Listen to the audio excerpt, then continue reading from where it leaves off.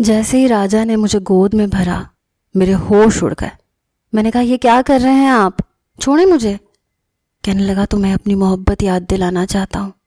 میں اپنا آپ اس سے چھڑوانے کی کوشش کر رہی تھی، گر جانے کا بھی ڈر تھا، اس لیے اس کی شرٹ مضبوطی سے پکڑ رکھی تھی۔ وہ مجھے اپنے کمرے میں لے آیا جہاں صرف نائٹ بلب کی روشنی تھی۔ اس نے اپنے پاؤں سے کمرے کا دروازہ بند کیا۔ میں نے کہا دیکھیں آپ جو کر رہے ہیں وہ ٹھیک نہیں ہے، آپ گناہ کر رہے ہیں، میں آپ کی بیوی نہیں ہوں۔ کہنے لگا اوہ کم آن لائبہ، بس بھی کرو اب، تم میری تھیں، تم میری ہو، بس کر دو اب میرے صبر کا امتحان لینا۔ ترس نہیں آتا میرے حال پر، کتنا آزماؤ گی مجھے؟ اس کی آنکھوں میں وارفتگی دیکھ کر، اس کی بڑھتی ہوئی جسارتیں دیکھ کر میرا دل سینے میں جیسے تھمنے لگا۔ وہ مجھے بیڈ تک لے آیا، بیڈ پر لٹا دیا۔ میں فوراً سے اٹھ کر بیٹھ گئی۔ کہنے لگا کیا تم ہمارے بیچ گزرے اچھے لمحے بھول چکی ہو؟ یاد ہے تمہاری خاطر پوری رات تیز بارش میں بھیگتا رہا تھا، صرف تمہاری ایک ہاں سننے کے لیے۔ تب تو تم ایسی نہ تھی۔ فوراً سے نیچے آ کر تم نے میرا ہاتھ پکڑ کر محبت کا اعتراف کیا تھا۔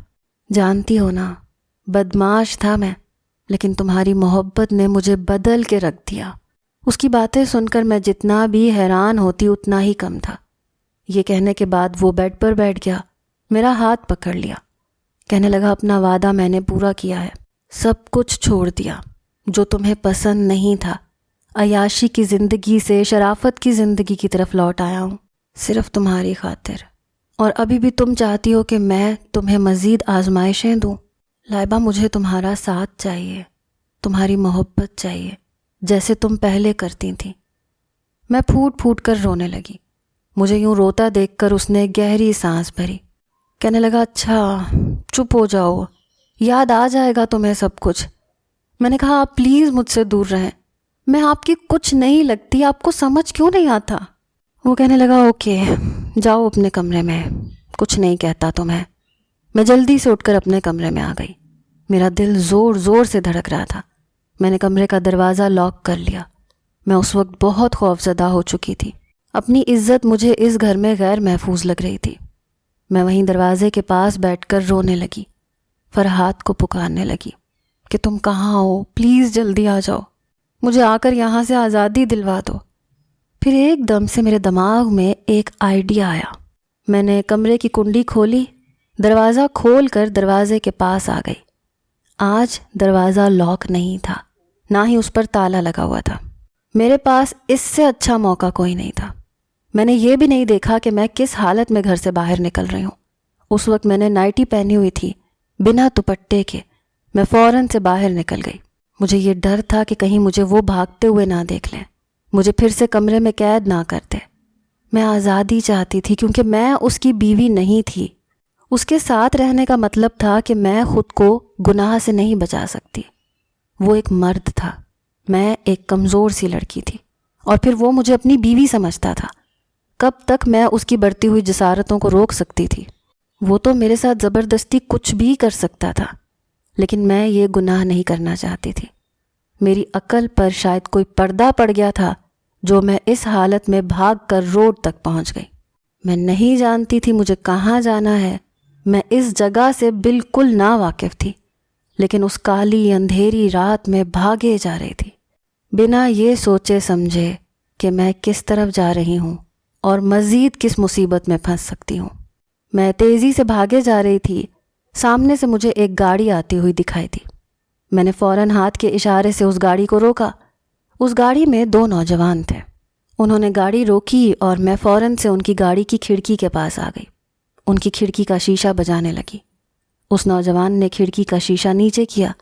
میں نے کہا خدا کے لیے مجھے شہر تک چھوڑ دیں۔ اس نے مجھے سر سے پاؤں تک دیکھا، اپنے ہونٹوں پر زبان پھیرنے لگا۔ میرا دل زور سے دھڑکنے لگا۔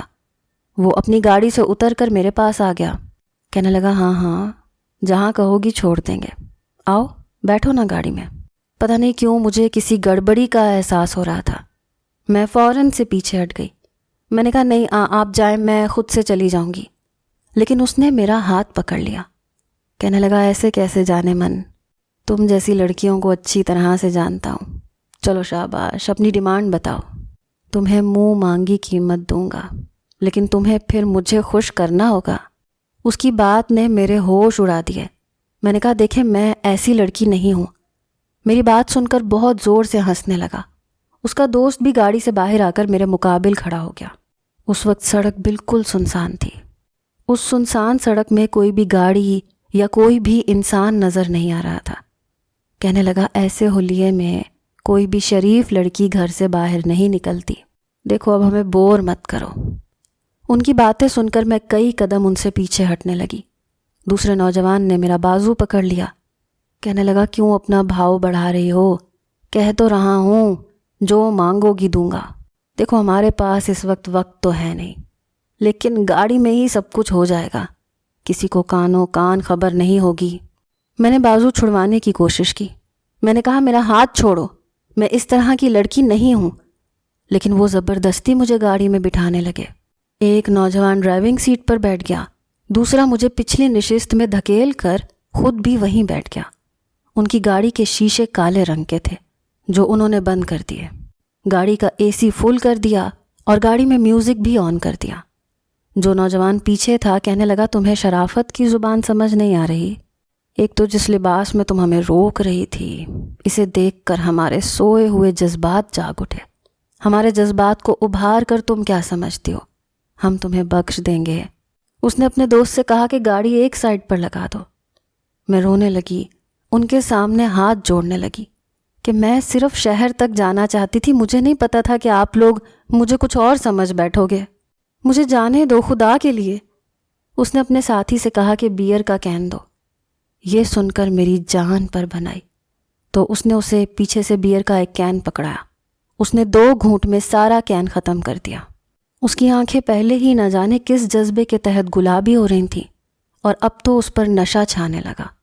کسی بھوکے بھیڑیے کی طرح وہ میری جانب بڑھا۔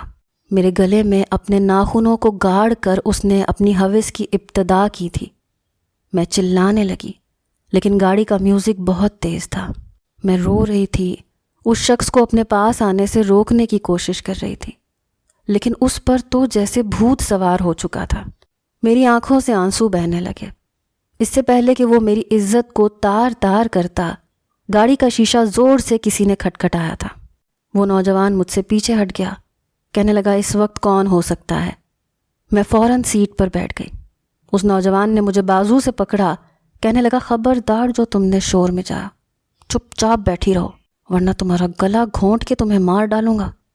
پھر اس نے اگلی سیٹ پر بیٹھے اپنے ساتھی سے کہا تم ذرا شیشہ نیچے کر کے پوچھو کون ہے۔ اس نے جیسے ہی ذرا سا شیشہ کھولا، سامنے راجا کھڑا تھا، کافی پریشان سا تھا۔ کہنے لگا آپ نے یہاں پر کسی لڑکی کو جاتے ہوئے دیکھا ہے؟ وہ نوجوان کہنے لگا نہیں، ہم نے کسی کو نہیں دیکھا۔ اسی وقت میں نے چلا کر کہا راجا مجھے بچا لو، یہ لوگ مجھے برباد کر دیں گے۔ یہ سننا تھا کہ اس نوجوان نے کار اسٹارٹ کر دی۔ راجا آواز سن چکا تھا۔ ساتھ ہی ڈرائیونگ سیٹ پر بیٹھے نوجوان نے اپنا شیشہ اوپر کرنا شروع کیا، لیکن وہ اپنا ہاتھ اس شیشے کے اندر پھنسا چکا تھا۔ وہ گاڑی کے ساتھ ساتھ بھاگنے لگا۔ کہنے لگا چھوڑ دو اسے ورنہ جان سے مار ڈالوں گا تم لوگوں کو۔ لیکن وہ نوجوان شیشہ مزید اوپر کیے جا رہا تھا۔ میرے برابر بیٹھا نوجوان میرا بازو بری طرح سے دبوچ رہا تھا۔ میں بس راجا راجا پکارے جا رہی تھی کہ مجھے بچا لو۔ میں نہیں جانتی کیسے، لیکن اس نے اپنا بازو گاڑی کے اندر گھسا لیا اور اس شخص کا گلا پکڑ لیا جو ڈرائیونگ کر رہا تھا اور دبانا شروع کر دیا۔ اس نوجوان سے گاڑی چلانا مشکل ہو چکی تھی۔ اس نے ایک دم گاڑی کو بریک لگا دیا اور راجا کے ہاتھ سے اپنا گلا چھڑوانے لگا۔ پیچھے بیٹھا نوجوان مجھے چھوڑ کر گاڑی کا دروازہ کھول کر باہر نکل گیا۔ فرنٹ سیٹ پر بیٹھا نوجوان بھی دروازہ کھول کر باہر چلا گیا۔ باہر سے مجھے لڑنے کی آوازیں آ رہی تھیں۔ میں گاڑی سے فٹافٹ نیچے اتری۔ راجا نے ان دونوں کو بے تحاشا مارا۔ کہنے لگا تمہاری ہمت کیسے ہوئی اس لڑکی کو چھونے کی؟ ہاتھ کیسے لگایا؟ سوچ بھی کیسے لیا تم نے کہ تم اس کی زندگی برباد کرو گے؟ اندھا دھند وہ ان دونوں لڑکوں کو مارے جا رہا تھا اور وہ دونوں مل کر بھی اس کا مقابلہ نہیں کر پا رہے تھے۔ ایسے لگتا تھا کوئی جنون ہے جو راجا پر سوار ہو چکا ہے۔ میں سمجھ نہیں پا رہی تھی کہ کیا کروں کیا نہ کروں، بس روئے جا رہی تھی۔ کچھ ہی دیر میں وہ دونوں نوجوان بالکل بری حالت میں سڑک پر پڑے تھے۔ راجہ بڑے غصے سے میری جانب بڑھا اور میرا دل یوں تھا جیسے دھڑکنا بھول گیا ہو۔ ایک زوردار تھپڑ اس نے میرے منہ پر مارا۔ کہنے لگا، بہت شوق تھا تمہیں بھاگنے کا، دیکھ لیا تم نے یہاں سے بھاگنے کا انجام۔ محرم اور غیر محرم کا فرق سمجھ میں آ گیا تمہیں، یا اور بھی سمجھنا چاہتی ہو؟ میں رونے لگی۔ اپنی گال پر پڑنے والا تھپڑ مجھے ٹھیک لگ رہا تھا۔ میں اس کے گھر میں محفوظ تھی۔ اس کی بڑھتی جسارتوں کے آگے جب میں نے منت سماجت کی تو وہ پیچھے ہٹ گیا تھا، لیکن جن کے ہتھے میں چڑھ چکی تھی وہ تو بھوکے جانور تھے، بھوکے کتے، بھوکے بھیڑیے تھے جو آج مجھے کھا جانے والے تھے۔ اپنی گاڑی میں بٹھا کر وہ مجھے اپنے فلیٹ میں لے کر آیا۔ مجھے کمرے میں دھکیلا، دروازہ بند کیا، الماری میں سے ایک صاف ستھرا لباس لا کر دیا۔ کہنے لگا، خبردار جو میں نے تمہیں دوبارہ اس لباس میں دیکھا۔ میں پھوٹ پھوٹ کر رونے لگی۔ میں نے کہا، ہمیشہ سے میں ایسا لباس نہیں پہنتی۔ جب سے میرے وجود پر یہ جلے کے نشانات ہیں میں تنگ کپڑے نہیں پہن سکتی، اور تمہاری بیوی کے سارے کپڑے تنگ اور چست ہیں۔ میری بات سن کر اس نے اپنا ٹراؤزر اور شرٹ نکال کے مجھے دیا۔ کہنے لگا، یہ پہن لو۔ یہ کہہ کر وہ کمرے سے باہر چلا گیا۔ میں نے اس کے کپڑے پہن لیے۔ میں حذیفہ کے ساتھ لیٹ گئی۔ وہ سو رہا تھا۔ میں نے اس کو اپنے ساتھ لگایا اور اپنے ضبط کیے ہوئے آنسو بہانے لگی۔ پتہ نہیں کیوں میں اس مصیبت میں پھنسی تھی، کیوں وہ شخص مجھے یہاں لایا تھا، اور کیوں میں بنا سوچے سمجھے گھر سے بھاگ گئی۔ اگر وہ نہ آتا تو میرے ساتھ کیا ہوتا؟ اس سوچ نے میری جان نکالی تھی۔ پتہ نہیں روتے روتے کب میری آنکھ لگ گئی۔ اٹھی تو حذیفہ میرے پاس نہیں لیٹا تھا، شاید کمرے سے باہر جا چکا تھا۔ میں اٹھ کر فریش ہو کر کمرے سے باہر آئی تو راجہ حذیفہ کو ناشتہ کروا رہا تھا، ساتھ ہی ساتھ فون پر بات بھی کر رہا تھا۔ لیپ ٹاپ بھی اس کی گود میں رکھا تھا۔ ایک ہاتھ سے لیپ ٹاپ پر انگلیاں چلا رہا تھا، موبائل کو کان سے لگا کر کندھے کی مدد سے روکے ہوئے بات کر رہا تھا۔ دوسرے ہاتھ سے حذیفہ کو چھوٹے چھوٹے نوالے بنا کر کھلا رہا تھا۔ مجھے ایک نظر دیکھ کر اس نے غصے سے رخ بدلا تھا۔ میں حذیفہ کے پاس جا کر بیٹھ گئی، اس کی پلیٹ ہاتھ میں لی اور اسے ناشتہ کروانے لگی۔ وہ بھی میری گود میں آ کر بیٹھ گیا، ٹوٹے پھوٹے لفظوں سے باتیں کرنے لگا۔ راجہ نے فوراً سے فون بند کیا، ماتھے پر بل ڈالے وہ لیپ ٹاپ پر تیزی سے کام کر رہا تھا۔ میں نے کہا، آئی ایم سوری۔ اس نے کوئی جواب نہیں دیا۔ میں نے کہا، آپ نے ناشتہ کر لیا؟ اس نے تب بھی کوئی جواب نہیں دیا۔ حذیفہ ناشتہ کر چکا تھا۔ میں اٹھ کر کچن میں آ گئی، اپنے لیے اور اس کے لیے ناشتہ بنایا، لاؤنج کی ٹیبل پر ناشتہ رکھا اور اسے پکارا۔ میں نے کہا، آپ ناشتہ کر لیں۔ وہ غصے سے بولا، تم بس اپنے کھانے پینے کی فکر کرو، میرا موڈ نہیں ہے، کسی چیز کو ہوگا تو کھا لوں گا۔ بڑے سخت لہجے میں وہ بات کر رہا تھا۔ میں نے ناشتہ کیا، کچن میں دوپہر کے کھانے کے لیے کچھ بنانے لگی، لیکن اس نے پورا دن کچھ نہیں کھایا، بس سگریٹ پیے جا رہا تھا، لیپ ٹاپ پر کام کیے جا رہا تھا، وقفے وقفے سے فون پر کسی سے بات بھی کر رہا تھا۔ نہ اس نے مجھ سے کوئی بات کی، نہ میری طرف دیکھ رہا تھا، نہ کچھ کھا رہا تھا۔ رات کو کھانا کھانے کے بعد حذیفہ کو نیند آنے لگی۔ میں نے اسے کمرے میں لے جا کر سلا دیا، لیکن مجھے چین نہیں آ رہا تھا کیونکہ اس نے صبح سے کچھ نہیں کھایا تھا۔ میری وجہ سے وہ خود کو بھی کافی زخمی کر چکا تھا، ہاتھ پوری طرح سے سوجا ہوا تھا، چہرے پر بھی نیل کے نشان تھے۔ اگر وہ میرا کچھ بھی نہیں لگتا تھا پھر بھی میرا محسن تو لگتا تھا۔ وہ وقت پر نہ آتا تو میں شاید کسی کو منہ دکھانے کے قابل ہی نہ رہتی۔ اس لیے میں اٹھ کر کمرے سے باہر آ گئی۔ اس کے کمرے کی لائٹ جل رہی تھی۔ میں نے اس کے دروازے کا نوب گھمایا تو دروازہ لاک نہیں تھا۔ میں دروازہ کھول کر اندر آئی۔ وہ بنا شرٹ کے ڈریسنگ کے سامنے کھڑا تھا۔ شاید اس کے کندھے پر چوٹ آئی تھی، وہاں پر وہ ڈیٹول روئی پر لگا کر اسے صاف کر رہا تھا۔ میں اس کے پاس آ گئی۔ مجھے دیکھ کر اس کے چہرے پر ناگواری سی چھائی تھی۔ میں نے کہا، لائیں میں دوا لگا دیتی ہوں۔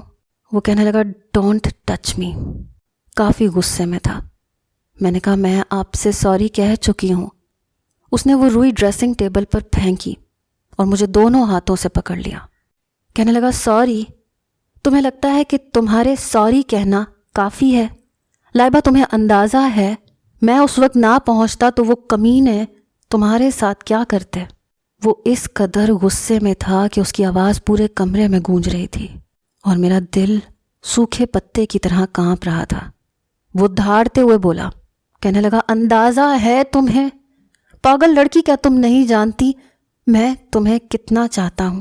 اگر تمہیں ہوا بھی چھو کر چلی جائے تو مجھ سے برداشت نہیں ہوتا۔ پوری رات میں سو نہیں پایا کیونکہ تمہارے گلے پر کھرونچوں کے نشان مجھے چین نہیں لینے دے رہے تھے۔ رات کا واقعہ سوچ سوچ کر مجھے نیند نہیں آئی۔ میرا بس نہیں چل رہا تھا کہ میں ان لڑکوں کا گلا دبا کر انہیں جان سے مار ڈالتا۔ تمہیں کیا لگتا ہے؟ یہ کہہ کر اس نے میرے دونوں بازو چھوڑے۔ کہنے لگا، مجھے ان زخموں سے تکلیف نہیں ہو رہی ہے کیونکہ میں ایسے زخموں کا عادی ہوں۔ تکلیف مجھے ان کھرونچوں سے پہنچ رہی ہے۔ اگر میں نے تم سے وعدہ نہ کیا ہوتا تو خدا کی قسم وہ دونوں نوجوان میرے ہاتھوں سے قتل ہو چکے ہوتے۔ مجھے کوئی فرق نہیں پڑتا کہ میں نے ان کے ساتھ کیا کیا۔ میں اس شخص کی باتیں سن کر اپنا اگلا سانس لینا بھول گئی تھی۔ میں اس کے کمرے سے باہر آ گئی۔ وہ شخص مجھ سے کتنی محبت کرتا تھا اس کا اندازہ ان دونوں نوجوانوں کی بگڑی ہوئی حالت سے میں لگا چکی تھی۔ اس کا جنون دیکھ چکی تھی۔ میرا دل بے حد پریشان تھا۔ ایک طرف اپنی ماں اور فرحاد کی یاد ستاتی تھی، دوسری طرف راجا کی بھی فکر تھی۔ وہ مجھے اپنی بیوی سمجھ کر کسی محافظ کی طرح سے میری حفاظت کر رہا تھا۔ میں اپنا سر پکڑے بیٹھی تھی کہ آخر یہ سب معاملہ کیا ہے۔ یہ پہیلی میرے لیے ابھی تک پہیلی تھی کہ وہ مجھے کیوں اپنی بیوی سمجھتا تھا، جس کا کوئی سرا میرے ہاتھ میں نہیں تھا۔ مجھے حذیفہ کی عادت ہونے لگی تھی۔ 2 ماہ گزر گئے۔ ایک بار رات کے وقت دروازے پر دستک ہوئی۔ وہ کمرے سے باہر آ گیا۔ دروازہ راجا نے ہی کھولا تھا۔ سامنے پولیس کے ساتھ فرحاد اور اپنی ماں کو دیکھ کر میں بھاگ کر اس کے پاس آئی تھی۔ میں اپنی اماں کے ساتھ لگ کر پھوٹ پھوٹ کر رونے لگی۔ پولیس نے راجا کو پکڑ لیا۔ فرحاد کہنے لگا، اس کمینے نے میری منگیتر کو اغوا کیا تھا۔ راجا کہنے لگا، یہ میری بیوی ہے، میں سارے ثبوت دینے کو تیار ہوں۔ میں اپنی والدہ کے ساتھ لگی روئے جا رہی تھی۔ میری ماں کہنے لگی، تم پریشان مت ہو، ہم آ گئے ہیں نا، اس کمینے کو چھوڑیں گے نہیں، پھانسی کے تختے پر لٹکائیں گے۔ یہ سن کر میرا دل یکبارگی سے دھڑکا تھا۔ پولیس نے جیسے ہی راجا کو پکڑنا چاہا، اس نے بڑی زور سے پولیس والوں کا ہاتھ جھٹکا۔ کہنے لگا، میرے پاس سارے ثبوت ہیں کہ یہ میری بیوی ہے، اور اگر آپ کو یقین نہیں آتا تو میں آپ کو لاہور لے جاتا ہوں۔ اس کے والدین کا انتقال ہو چکا ہے لیکن اس کی آیا موجود ہے، جس نے بچپن سے ابھی تک اسے سنبھالا تھا۔ پھر کہنے لگا، یہ اپنی یادداشت بھول چکی ہے، ورنہ یہ میری بیوی ہے، کیونکہ جس حادثے کا یہ شکار ہوئی تھی اس کے نشانات ابھی تک اس کے وجود پر موجود ہیں۔ آپ چاہیں تو پوچھ سکتے ہیں اس سے، اور چاہیں تو لیڈیز کانسٹیبل سے کہہ کر دیکھ بھی سکتے ہیں۔ میں نے کہا، میں اس کی بیوی نہیں ہوں۔ پھر میں نے اپنی اماں سے کہا، اماں آپ کو یاد ہے 6 ماہ پہلے میں بیمار ہو گئی تھی۔ میں نے ایک بہت برا خواب دیکھا تھا کہ میں کسی مال میں ہوں جہاں آگ لگ گئی ہے۔ میں بچنے کی کوشش کر رہی ہوں لیکن چاروں طرف آگ ہی آگ ہے۔ بہت سے لوگ اس آگ کی لپیٹ میں آ کر مارے گئے تھے۔ جیسے ہی میں باہر نکلنے لگی، نہ جانے کہاں سے آگ سے جلی ہوئی شرٹس مجھ پر گری، جس کی وجہ سے میرے کپڑوں پر آگ لگ گئی تھی اور میں وہیں بے ہوش ہو گئی تھی۔ اماں، میں نے آپ کو یہ خواب سنایا تھا نا؟ میری والدہ اس بات میں سر ہلانے لگی۔ میں نے کہا، پتہ نہیں کیسے، میں نہیں جانتی، لیکن میری کمر پر آگ سے جھلسنے کے نشان پڑ چکے تھے، جسے دیکھ کر ڈاکٹر بھی حیران تھا کہ یہ سب کیسے ممکن تھا۔ اماں، آپ کو پتہ ہے نا، میں نے بتایا تھا۔ پتہ نہیں یہ شخص میرے اس خواب کے بارے میں کیسے جانتا ہے۔ یہ سن کر میری والدہ راجا سے کہنے لگی، کیا ثبوت ہے تمہارے پاس کہ میری بیٹی تمہاری بیوی ہے؟ میری ماں بہت بے چین سی ہو گئی تھی۔ وہ ہمیں اپنے کمرے میں لے گیا، وہی البم نکال کر سب کے سامنے رکھ دیا۔ وہ البم دیکھ کر میری ماں کی آنکھوں سے آنسو بہنے لگے۔ میں یہ دیکھ کر حیران تھی۔ میری ماں نے پولیس سے کہا کہ اسے چھوڑ دو، اس کا کوئی قصور نہیں ہے، اس نے جو کچھ کیا ہے غلط فہمی میں کیا ہے، کیونکہ نہ تو یہ سچائی سے واقف ہے اور نہ ہی کوئی اور سوائے میرے۔ میں اپنی والدہ کی شکل دیکھ رہی تھی۔ راجا بھی ان کی طرف نافہمی سے دیکھ رہا تھا اور فرحاد بھی چپ تھا۔ پولیس وہاں سے جا چکی تھی۔ میری اماں کہنے لگیں کہ میں نے 2 جڑواں بچیوں کو جنم دیا تھا، دونوں 1 سال کی تھی، جب میں نے ایک ملازمہ ان دونوں بچیوں کو سنبھالنے کے لیے رکھ لی۔ مجھے اس ملازمہ پر بہت بھروسہ تھا، وہ میرا اعتماد بھی کافی حد تک جیت چکی تھی۔ دونوں بچیاں اس کی عادی بھی ہو چکی تھیں، اس کی گود میں روتی بھی نہیں تھی۔ میں دوبارہ سے حاملہ ہو چکی تھی، اس لیے ڈاکٹر نے مجھے بیڈ ریسٹ کا مشورہ دیا تھا۔ میرا پورا گھر اور میری بچیاں سریا کے حوالے تھیں۔ وہ لالچی عورت تھی۔ ایک بار سریا میری ایک بیٹی کو لے کر وہاں سے بھاگ گئی۔ اس کا نام لائبہ تھا اور دوسری کا نام انابیہ۔ ہم نے اس کو بہت ڈھونڈا، میرے شوہر نے بہت تلاش کرنے کی کوشش کی۔ میں بہت رونے لگی، یہاں تک کہ اس صدمے سے میرا بچہ بھی ضائع ہو گیا اور اس کے بعد میں ماں نہیں بن سکی۔ میں نے اپنی بیٹی انابیہ کا نام لائبہ رکھ دیا کیونکہ میں اس کا صدمہ نہیں بھلا پا رہی تھی۔ آہستہ آہستہ میرے دل کو صبر آ ہی گیا۔ پھر میری ماں نے اس البم میں ایک عورت کی طرف انگلی کر کے اشارہ کیا، کہنے لگی یہ ہے وہ عورت جو میری بچی کو مجھ سے چھین کر لے گئی تھی۔ شاید اس نے وہ بچی کسی بے اولاد جوڑے کو دی ہو۔ یہ دونوں جڑواں تھیں، اس لیے جب 6 مہینے پہلے لائبہ کی طبیعت اچانک سے خراب ہوئی، وہ سوئے ہوئے چلانے لگی کہ اماں میرا جسم جل رہا ہے، ایسے لگ رہا ہے مجھے آگ لگ گئی ہے۔ میں اسے فوراً لے کر گئی تھی۔ اس وقت میرے دل میں یہ شبہ اٹھا تھا کہ شاید میری دوسری بیٹی کے ساتھ کوئی حادثہ پیش آیا ہے۔ ڈاکٹر نے مجھ سے اس وقت یہی کہا تھا کہ جب یہ دونوں بچیاں پیدا ہوئی تھیں کہ یہ دونوں بہت زیادہ اٹیچ ہوں گی، ایک کو تکلیف پہنچے گی تو درد دوسری کو ضرور محسوس ہوگا۔ 6 ماہ پہلے جو کچھ لائبہ کے ساتھ ہوا، وہ 2 مہینہ ہسپتال میں رہی، اچانک اٹھ کر چلانے لگتی، کہتی کہ مجھے آگ لگ رہی ہے، میرے پورے وجود میں اتنی جلن ہے، لگتا ہے کہ میں جل چکی ہوں۔ ڈاکٹرز اس وقت حیران رہ گئے تھے جب اس کی کمر پر جلے ہوئے کے نشان دیکھے، لیکن میں سمجھ گئی تھی میری دوسری بیٹی کے ساتھ کچھ نہ کچھ ضرور ہوا ہے۔ ان دنوں میں دوہری اذیت میں تھی۔ یہ کہتے ہوئے میری ماں پھوٹ پھوٹ کر رونے لگی۔ یہ حقیقت میرے لیے بھی بڑی عجیب تھی۔ اس کا مطلب وہ شخص جھوٹا نہیں تھا۔ اس وقت سب سے بری حالت شاید اسی کی تھی۔ اس کے چہرے کی رنگت بالکل اڑ چکی تھی، بار بار مجھے دیکھ رہا تھا، بار بار نظر چرا رہا تھا۔ اچانک سے حذیفہ کے رونے کی آوازیں آئیں۔ وہ سوئے ہوئے اٹھ کر بیٹھ گیا، مجھے اپنے پاس نہ پا کر مما مما کہہ کر رونے لگا۔ اب وہ ہمارے کمرے میں آ چکا تھا، مجھے دیکھ کر بھاگتا ہوا میرے پاس آ گیا۔ میں نے اسے اپنی گود میں بھر لیا، میرے ساتھ لگ گیا، کہنے لگا کہاں گئی تھیں آپ؟ یہ دیکھ کر میری ماں مجھے استفہامیہ نظروں سے دیکھنے لگی، کہنے لگی یہ میری لائبہ کا بیٹا ہے، میرا نواسہ ہے۔ میں نے اس بات میں سر ہلا دیا۔ اپنی گود میں بھر کر وہ اسے چومنے لگی، سینے سے لگانے لگی۔ فرحاد نے بھی یہ دیکھ کر گہری سانس بھری تھی۔ راجہ کے پاس آ کر اس سے معذرت کرنے لگا کہ میں سچائی نہیں جانتا تھا، اس لیے پولیس کو بلانا پڑا۔ راجہ کہنے لگا کہ معذرت تو مجھے کرنی چاہیے، میں نے لائبہ کی بات سنی ہی نہیں۔ وہ بار بار یہی کہتی رہی کہ وہ میری بیوی نہیں ہے، لیکن ان دونوں کی شکل اتنی مشابہ ہے کہ میں خود بھی دھوکہ کھا چکا تھا۔ بہرحال میں آپ سب لوگوں سے معذرت کرتا ہوں۔ میرے پاس آ کر راجہ نے ہاتھ جوڑے تھے، کہنے لگا آئی ایم سوری۔ لہجہ بالکل ٹوٹا ہوا تھا، خود پر ضبط باندھے ہوئے تھا۔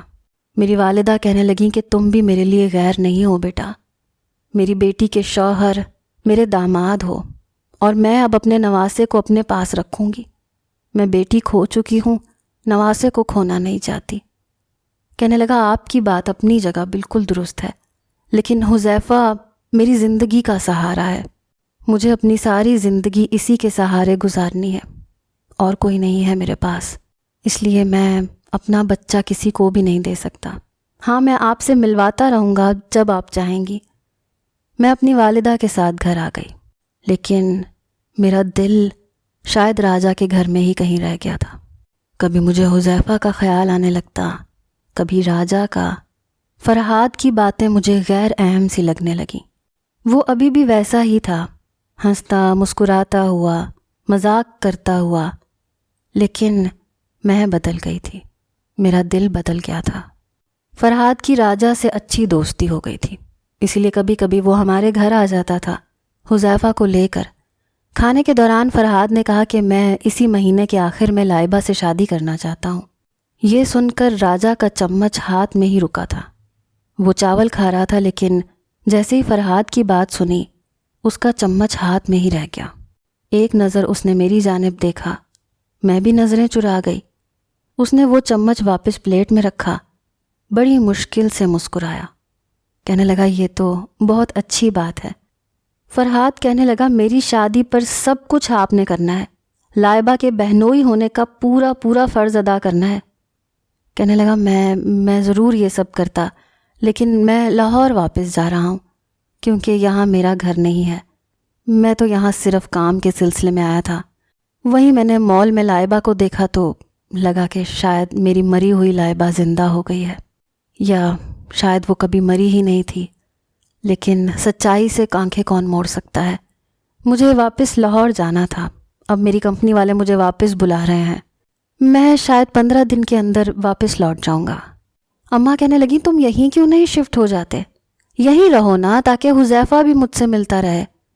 کہنے لگا ماں جی آپ فکر نہ کریں، حذیفہ سے آپ کو جب بھی ملنا ہوگا میں آ کر ملوا دیا کروں گا، اور جب آپ کا دل چاہے آپ لاہور آ سکتی ہیں حذیفہ سے ملنے، میرے پاس رہ بھی سکتی ہیں، میرے لیے آپ میری ماں جیسی ہیں۔ لیکن پتہ نہیں کیوں اس کے بعد اس نے کھانا نہیں کھایا تھا۔ کچھ دیر وہ پلیٹ میں یوں ہی چمچ سے چاول ادھر ادھر کرتا رہا، پھر پیچھے کھسکا دی۔ کہنے لگا میں آپ کی اجازت چاہتا ہوں، یہاں سے جانے سے پہلے ایک بار آپ سے ملنے ضرور آؤں گا۔ یہ کہہ کر وہ چلا گیا۔ پتہ نہیں کیوں لیکن کھانا مجھ سے بھی نہیں کھایا گیا۔ فرحاد بہت خوش تھا، شادی کی ساری شاپنگ اس نے میرے ساتھ ہی کی تھی۔ کہنے لگا مجھے لڑکیوں کی چوائس کا بالکل بھی پتہ نہیں ہے، اس لیے جو تمہیں پسند ہے تم خرید لو۔ میں نے کہا تم مجھے کس لباس میں دیکھنا چاہتے ہو؟ تم اپنی پسند سے خریدو۔ کہنے لگا یار اس سب میں مزہ نہیں ہوتا، تم جو بھی پہنو گی اچھی لگو گی۔ میں خوش ہونا چاہتی تھی، فرحاد کے ساتھ اپنی شادی کو انجوائے بھی کرنا چاہتی تھی، لیکن کچھ بھی نہیں ہو رہا تھا۔ نہ میں خوش ہو پا رہی تھی، نہ ہی فرحاد سے شادی کرنا چاہ رہی تھی، اور نہ ہی انکار کر سکتی تھی۔ بار بار مجھے حذیفہ یاد آتا تھا، کبھی راجہ کی باتیں یاد آنے لگتی۔ میری شادی میں 15 دن رہ گئے تھے۔ اماں نے میرا بازار جانا بالکل بند کر دیا تھا، کہنے لگیں باقی کی شاپنگ تمہیں میں کروا دوں گی۔ شام کا وقت تھا، میں چائے بنا رہی تھی جب دروازے پر دستک ہوئی۔ میں نے دروازہ کھولا تو سامنے راجہ کھڑا تھا، حذیفہ کو گود میں پکڑے۔ حذیفہ مما مما کہتا ہوا میری طرف لپکا، میں نے فوراً سے اسے پکڑ لیا۔ راجہ کو بھی اندر آنے کے لیے جگہ دی۔ اندر داخل ہوا، کہنے لگا آنٹی کہاں ہے؟ میں نے کہا وہ بازار گئی ہیں، آپ بیٹھیے وہ آتی ہوں گی۔ کہنے لگا وہ میں کل واپس جا رہا ہوں، دوبارہ کبھی نہیں آؤں گا، اس لیے سوچا کہ حذیفہ کو آنٹی سے ملوا دوں، لیکن وہ گھر پر نہیں ہے اور مجھے بازار بھی جانا ہے۔ ایسا کرو تم اسے رکھ لو، میں کچھ گھنٹے بعد آ جاؤں گا۔ میری جانب دیکھے بنا بات کر رہا تھا۔ میں نے کہا سچ بتائیں، آپ مجھ سے کترانے کی کوشش کر رہے ہیں؟ میری بات پر اس نے برجستہ میری طرف دیکھا، آنکھوں میں آنسو جھلملا رہے تھے۔ حذیفہ وہاں رکھے کھلونے کے ساتھ کھیلنے لگا۔ میں راجہ کے مقابل آ کر کھڑی ہو گئی۔ میں نے کہا کل تک تو آپ کا لاہور جانے کا کوئی ارادہ نہیں تھا، میری شادی کا سن کر آپ کو لاہور یاد آ گیا۔ میں جانتی ہوں آپ آن لائن کام کرتے ہیں، کوئی کمپنی نہیں ہے آپ کی لاہور میں، آپ لاہور میں رہیں یا کراچی میں کوئی فرق نہیں پڑتا۔ میں نے 2 ماہ آپ کے ساتھ گزارے ہیں، اس لیے جانتی ہوں کہ آپ کیا کام کرتے ہیں۔ کہنے لگا میں تمہیں جواب دینا ضروری نہیں سمجھتا، میرا جو جی چاہے گا میں وہی کروں گا، تم بس اپنی زندگی میں خوش رہو۔ میں نے کہا کیوں جا رہے ہیں؟ میری شادی تک رک جائیں پلیز۔ اس نے میری آنکھوں کی طرف دیکھا، اس کی آنکھیں نم تھی۔ کہنے لگا اتنا حوصلہ نہیں رکھتا اپنے اندر، پتہ نہیں کیوں لیکن میں تمہیں اپنی آنکھوں کے سامنے کسی اور کا ہوتے ہوئے نہیں دیکھ سکتا۔ مجھ سے اتنی بڑی آزمائش مت مانگو، مجھے یہ یقین کر لینے دو کہ میری لائبہ مجھے چھوڑ کر جا چکی ہے، مر چکی ہے۔ یہ کہہ کر وہ باہر نکل چکا تھا، جاتے ہوئے اپنی آستین سے اپنے آنسو صاف کر رہا تھا، اور مجھے یہ لگا جیسے اس کی آنکھوں میں ٹھہرے ہوئے آنسو میری آنکھوں میں آ کر بہنے لگے۔ میں نہیں جانتی کیوں لیکن میں پھوٹ پھوٹ کر رو رہی تھی۔ کچھ دیر بعد اماں بھی آ گئیں، ان کے ساتھ فرحاد بھی آ گیا۔ کہنے لگا توبہ ہے آنٹی، اس لڑکی کی شادی نے مجھے تھکا کے رکھ دیا ہے۔ یہ بات سن کر اماں نے اس کی کمر پر تھپکی لگائی۔ کہنے لگی شرم نہیں آتی تمہیں؟ صرف میری بیٹی کی شادی ہے، تمہاری نہیں ہے کیا؟ کہنے لگا مجھے کیا پتا تھا کہ شادی کے نام پر میرا بینک بیلنس خالی ہو جائے گا، میں شادی ہی نہ کرتا۔ اماں کہنے لگی ابھی تو شروعات ہے، آگے آگے دیکھو تمہارے کتنے خرچے بڑھتے ہیں۔ کچھ دیر بعد راجا بھی آ گیا۔ اسے دیکھ کر میں اپنے کمرے میں چلی گئی۔ اس کا سامنا نہیں کرنا چاہتی تھی۔ جیسے جیسے وقت گزر رہا تھا میری جان نکل رہی تھی۔ اگلا دن بھی شروع ہو چکا تھا۔ شام کی اس کی فلائٹ تھی۔ میں سوچ چکی تھی کہ مجھے فرحاد سے بات کر لینی چاہیے۔ میں نے فرحاد کو گھر پہ بلایا، پھر اس کے سامنے ہاتھ جوڑ کر رونے لگی۔ میں نے کہا فرحاد، میں تمہیں دھوکے میں نہیں رکھنا چاہتی، مجھے راجا سے محبت ہو گئی ہے، اس کے بغیر نہیں رہ سکتی۔ میں نہیں چاہتی کہ دل میں اس کی محبت رکھ کر میں تمہاری دلہن بن جاؤں، اس لیے مجھے اپنے اس رشتے سے آزاد کر دو۔ میں نے انگوٹھی اتار کر اس کی طرف بڑھا دی۔ وہ بڑی سنجیدگی سے مجھے دیکھ رہا تھا۔ پھر اس نے مسکراتے ہوئے وہ انگوٹھی پکڑ لی۔ کہنے لگا مجھے پہلے ہی شک تھا، کیونکہ تم خوش نہیں تھی۔ میں اتنا بھی کم ظرف نہیں ہوں کہ تمہارے ساتھ زبردستی کر جاؤں۔ چلی جاؤ، اسے روک لو ورنہ وہ چلا جائے گا۔ مجھے شاید فرحاد کی اجازت چاہیے تھی۔ میں سیدھا ایئرپورٹ پہنچی تھی، جہاں پر وہ اور حذیفہ لاہور جانے کی تیاری میں مصروف تھے۔ ایئرپورٹ کے اندر جانے ہی والے تھے جب میں نے راجا راجا کہنا شروع کیا۔ اس نے پلٹ کر میری طرف دیکھا۔ بہت سے مسافر بھی میری طرف دیکھنے لگے۔ میں بھاگتے ہوئے اس کے پاس آئی۔ وہ مجھے حیرت سے دیکھنے لگا۔ میں اس کے ساتھ لگ کر رونے لگی۔ میں نے کہا مجھے چھوڑ کر مت جاؤ، میں تم سے محبت کرنے لگی ہوں، شادی سے انکار کر چکی ہوں۔ یہ سن کر اس نے مجھے خود سے پیچھے کیا، بہتے آنسوؤں کو اپنے ہاتھوں سے صاف کیا، مسکرانے لگا۔ مجھے زندگی بخشنے کا بہت بہت شکریہ۔ حذیفہ بھی میری طرف لپکنے لگا۔ میں نے اسے فوراً اٹھا لیا، اسے پیار کرنے لگی۔ ٹھیک 15 دن بعد میرا نکاح تو ضرور ہوا تھا، لیکن فرحاد سے نہیں، راجا سے۔